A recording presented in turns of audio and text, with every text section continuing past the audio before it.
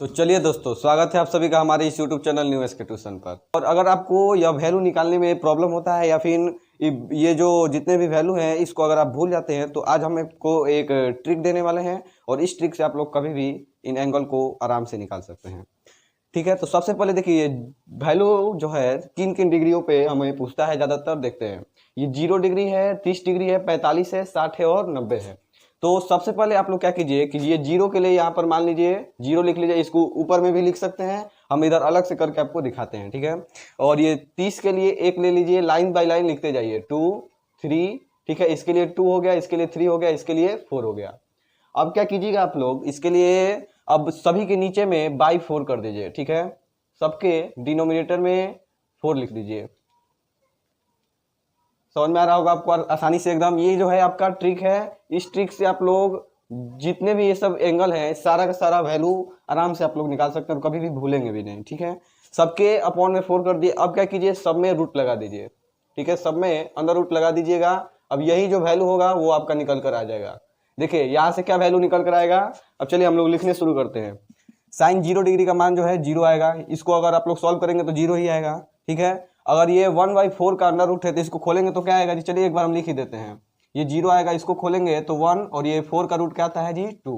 ठीक है, अगर इसको कटाएंगे तो कितना होता है जी 2/2, 2 2 जा 4। ठीक है, तो ये क्या हो जाएगा, ऊपर का तो 1 है, 1 वैसे ही आ जाएगा और नीचे जो है 2 रूट में आ जाएगा, 1/√2। और ये जो है 3, ये 3 रूट ऐसे ही रह जाएगा और 4 जो है वो खुलेगा तो क्या आ जाएगा जी 2 आ जाएगा। 2 का स्क्वायर होता है 4 और ये 4 4 कटेगा तो कितना हो जाएगा 1। 1 को रूट से खोलिएगा तो 1 ही निकल के आएगा। तो यही वाला वैल्यू जो है यहाँ पर रख लीजिए। 30 डिग्री का वैल्यू कितना निकल कर आया है जी 1/2। ये 45 डिग्री का वैल्यू कितना है 1/√2। ये 60 डिग्री का वैल्यू कितना है जी √3 बाई में 2 है। 90 डिग्री का वैल्यू कितना है 1 है। अब एक काम कीजिएगा आप लोग, अगर आप लोग साइन थीटा का वैल्यू को अगर निकाल लिए, साइन 90 डिग्री तक के वैल्यू को निकाल लिए, तो अब कॉस में क्या करना है कि इसी का उल्टा लिखते जाइए। ठीक है, जैसे कि ये जो साइन 90 डिग्री का वैल्यू हुआ है वही हो जाएगा कॉस 0 डिग्री का 1। इसको यहाँ पे ला दीजिए, सब जैसे है वैसे ही उल्टा कर दीजिए। ये इधर से आएगा तो ये इतना ही रह जाएगा। देखिए यहाँ पर एक बात को आप लोग नोट कीजिएगा, साइन जो है 45 डिग्री वो किसके बराबर में है जी, कॉस 45 डिग्री के बराबर है। ठीक है, यहाँ पे देखिए ये भी 1/√2 आया है और साइन का भी 45 डिग्री का मान जो है 1/√2 आया है। अब ये 60 डिग्री का मान जो है 30 डिग्री वाला हो जाएगा। ठीक है, 1/2 और ये 90 डिग्री का वैल्यू जो है 0 हो जाएगा। अब आप लोग एक बात को जानते होंगे, देखिए अगर वो फॉर्मूला नहीं जानते तो चलिए हम लिख भी देते हैं। जो साइन थीटा होता है वो 1/cosec थीटा के बराबर होता है। ठीक है, और जो कॉस थीटा होता है वो 1/sec थीटा के बराबर होता है। ठीक है, ये सब अपोजिट है।